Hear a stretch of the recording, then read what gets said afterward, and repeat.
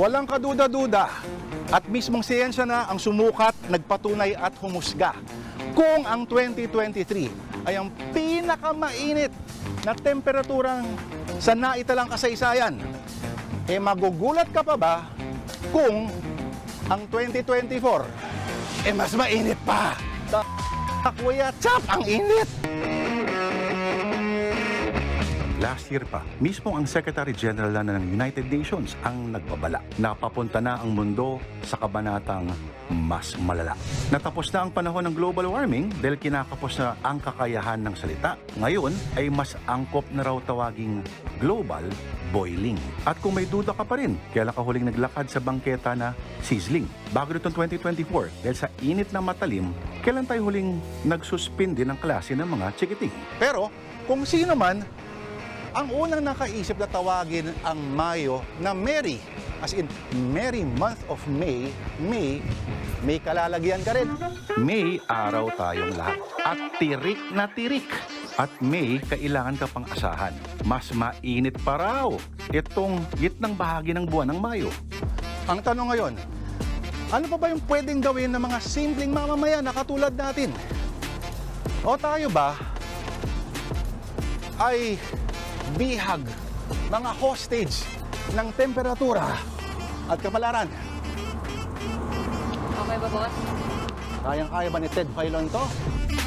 Ganon din ang heograpiya. At kung ang tunay na sanhi ng init daw ay sa greenhouse gases at kahit pagsamasamahin mo rong lahat ng usok galing sa jeep sa Maynila, ay wala pa rin yan sa kalingkingan ng carbon emissions na nanggagaling sa mga mas mayayaman at industrialized sa bansa sa Europa, Asia at Amerika.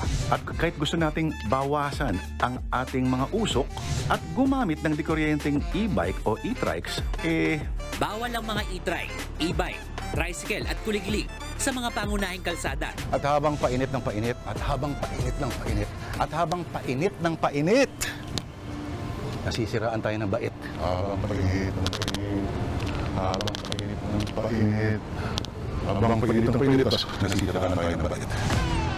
Ayon din sa mga pag-aaral ay may dagok ang matinding init sa ating mental health. Lalo na raw sa mga may depresyon at schizophrenia.